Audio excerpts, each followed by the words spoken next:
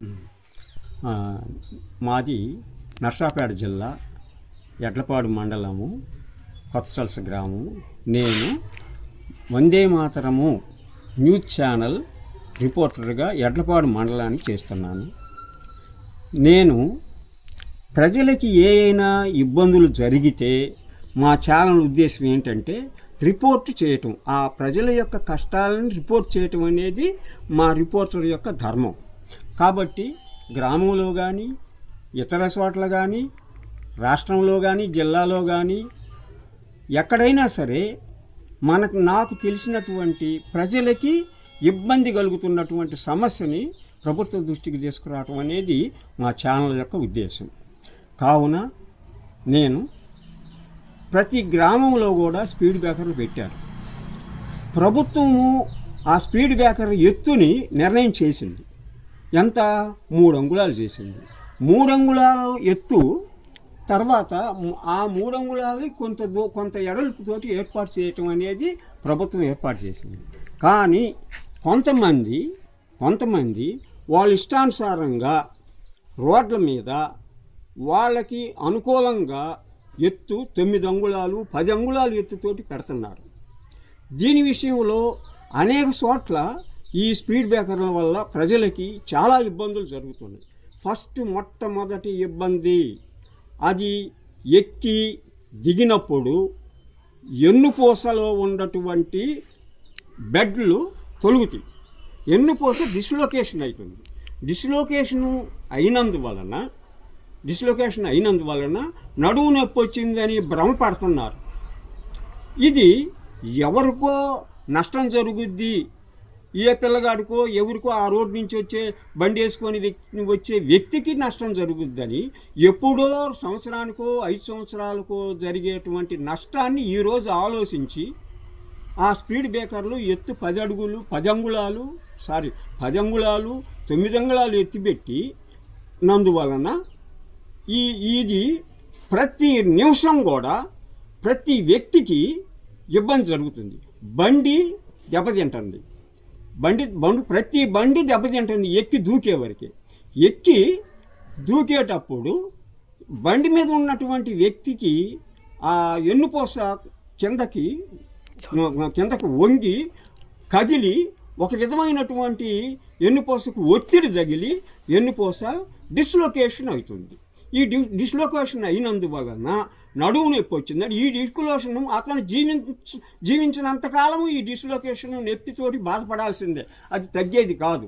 ఎందుకంటే ఎన్నుపూస బెడ్ పక్కకు వచ్చింది, డిస్లొకేషన్ అయిందంటే మళ్ళీ లొకేషన్కి రావాలంటే ఆపరేషన్ వల్ల కూడా ఒక్కొక్కసారి ఫెయిల్ అయింది.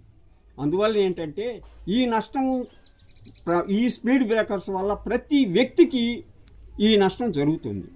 రెండోది, బస్సులో స్పీడ్ బ్రేకరు ఎత్తుగా ఉన్నందువలన వెనక సీట్లో కూర్చున్నటువంటి ఎత్తేస్తే అతను ఆ ఎన్నుపూస కదిలి ఒక పక్కకు వచ్చి డిస్లొకేషన్ అయ్యి ఉదయానికల్లా పక్షవాతం వస్తుంది. ఎందుకంటే ఎన్నుపూసలో గుండా ప్రతి నరువు ఎన్నుపూసలో గుండా మెదడుకి చేరుతుంది.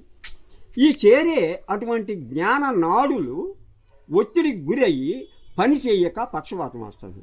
ఆహారం వల్ల తక్కువ పక్షవాతం వస్తుంది. దీనివల్ల తెలియక పక్షవాతం వస్తుంది. ఇది గమనించి ప్రభుత్వం వారు ఈ స్పీడ్ బ్రేకర్ని తొలగించి పక్కన ఎక్కడైతే స్పీడ్ బ్రేకర్ అవసరమైద్దో అక్కడ సైన్ బోర్డులు ఏర్పాటు చేసి నిదానంగా వెళ్ళమనండి. ఇందుట్లో పసిపిల్లలు, ఇప్పుడు నేను తీసినటువంటి ఫోటో ఉంది, వాడికి 10 సంవత్సరాలు కూడా ఉండవు. వాడు బండి నడుపుతుండవు, వాడికి లైసెన్స్ లేదు. వాడు ఇష్టం వచ్చినట్టుగా స్పీడ్ వెళ్తాడు.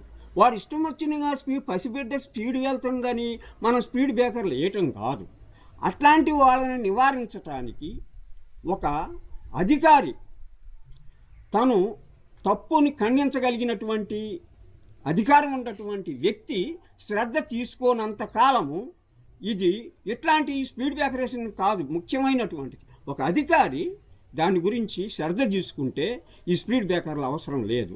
కానీ ప్రతి చోట స్పీడ్ బ్రేకర్ ఎక్కడైతే అవసరం ఉంటుందో అక్కడ సైన్ బోర్డ్స్ పెట్టి నిదానముగా వెళ్ళమనండి. అది వాళ్ళు కొంతమంది లెక్క చేయకుండా వెళ్తున్నారు అనుకోండి సైన్ బోర్డుకి, సివిల్ డ్రెస్లో ఉన్నటువంటి ఆ తప్పుని ఖండించగలిగినటువంటి వ్యక్తి సివిల్ డ్రెస్లో ఉండి అతన్ని పట్టుకొని లైసెన్స్ ఉందా లేదా, ఇంత స్పీడు నువ్వు ఊళ్ళో వెళ్ళవద్దు అని అతనికి మందలించటం అనేది, కొంతమందికి మందలిస్తే అదో ఆ స్పీడ్ బ్రేకర్ మనం ఊళ్ళో నిదానంగా పోవాలా, లేకపోతే వాళ్ళు సివిల్ డ్రెస్లో ఉండి మనకు కేసులు పెడతారు, మనకు నష్టం జరుగుద్ది, మనకు సమయం వృధా అయ్యిద్ది, మన పనులు ఆగిపోతాయి అనే ఉద్దేశం వాళ్ళకి కలిగి స్పీడు ఎక్కువగా పోకుండా నిదానంగా పోవటానికి గ్రామంలో ఏర్పడుతుంది. ఈ విషయాన్ని గురించి ప్రభుత్వ అధికారులు పూర్తిగా శ్రద్ధ తీసుకుంది. అనేక మంది పక్షవాతంతో నడుము నొప్పి అనుకొని బాధపడేవాళ్ళు ఎంతోమంది ఉన్నారు. కాబట్టి వీళ్ళందరినీ కలిగించాల్సిన ప్రభుత్వ ఉద్యోగుల్ని నేను మనవి చేస్తున్నాను. నేను వారిని గురించి ప్రాధేయపడుతున్న ఈ విషయాన్ని గురించి మీరు శ్రద్ధ తీసుకొని ప్రజల ఆరోగ్యాన్ని కాపాడతారని నేను మిమ్మల్ని నమ్ముతున్నా.